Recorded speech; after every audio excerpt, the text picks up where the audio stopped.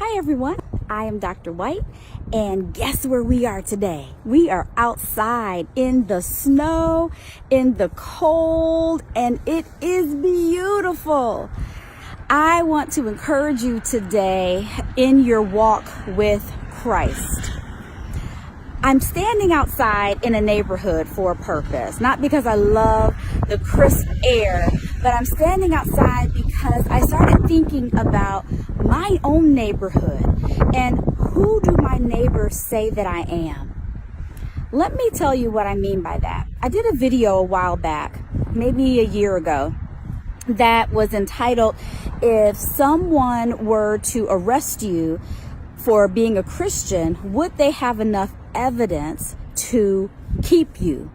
Would they have enough evidence that would prove that you are a Christian?"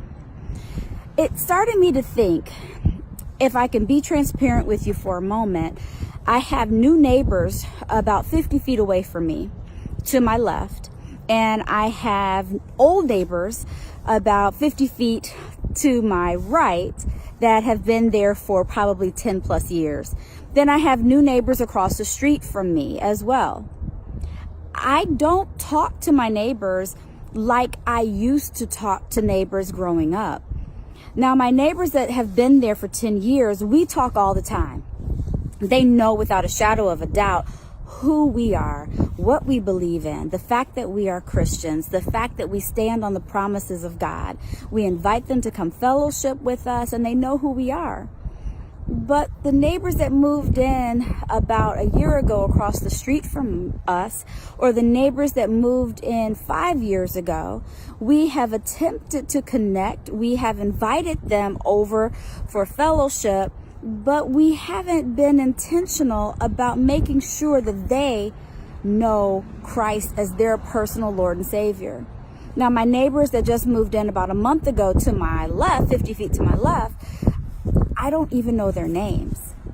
I remember when I was a young girl, we always knew everything about our neighbors. We knew when they were coming, when they were going. We watched out for their homes. We knew what church they went to. We knew what Bible study that they went to on whatever night, but we were a close-knit community. Now, even though my family moved around a lot, I remember those memories from my grandparents' neighborhood. Today, we don't have that same sense of neighborhood. And as I started thinking about my neighbors, I would be devastated if I found out that they did not know Christ and they lived 50 feet away from me and I could have done something about it. A funny story that I shared a while back on, I think that same video, was we lived in a city about 45 minutes away from where we live now. And we lived in a small cul-de-sac. What was so cool about it is that everyone knew everyone. Our kids played together, but I didn't have an intentional relationship with them. But yet, because we were on a small cul-de-sac, they would see us leaving to go to church every Sunday. They would see us going to Bible study during the week. And when we would talk, our speech was different. There was no profanity. There was no gossip. There was a kindness and a love that we attempted to exude to our neighbors.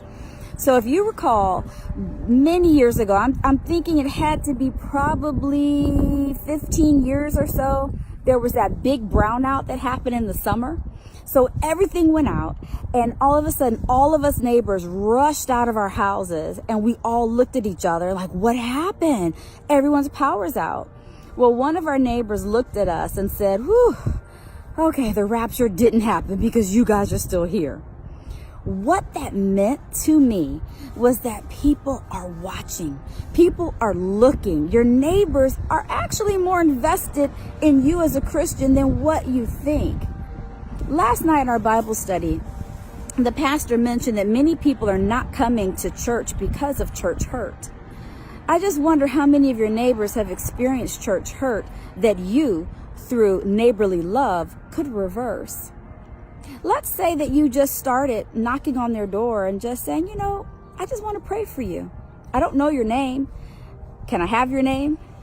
You're new to the neighborhood. Can I just pray for you? And then follow up with them and ask, hey, any prayer requests today? How are you doing? Build a relationship. I think sometimes we as Christians think we have to jump right into evangelism, and we forget that we have to build a relationship. So today, my encouragement is, who's your neighbor? Get to know your neighbor. Talk to your neighbor. Build a relationship with your neighbor so that you can begin to talk to them about Christ and share the gospel of the good news of the Lord and Savior that has changed your life. I'm going to take my own advice and make sure that I talk to those new neighbors today.